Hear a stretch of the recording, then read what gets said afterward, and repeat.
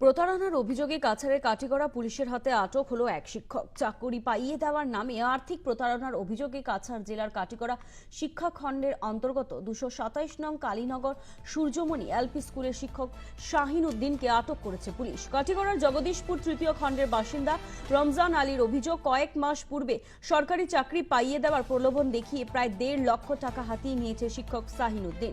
টাকা নিয়ে চাকুরির ব্যবস্থা করতে ব্যর্থ হয় শিক্ষক শাহিন। সময় মতো চাকরি না পেয়ে এক সময় নিরাশ হয়ে পড়েন রমজান আলী। এরপর অনেক চেষ্টা করেও শিক্ষক শাহিন উদ্দিনের কাছ থেকে টাকা ফের চেয়ে ব্যর্থ হয়ে হন উচ্চশিক্ষিত যুবক রমজান আলী।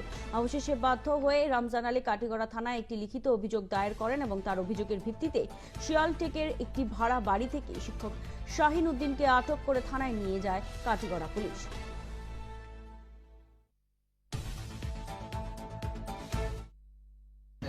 দুশো 27 নম্বর কালীনগর এলপি সূর্যমণি এলপি স্কুলের অ্যাসিস্ট্যান্ট শিক্ষক শাহিন উদ্দিনের উপর কি বিষয় নিয়ে তাই আমার প্রতারণা করিয়া মোটা অঙ্কের একটা টাকা আমার কাছ থেকে ইয়ে করছে।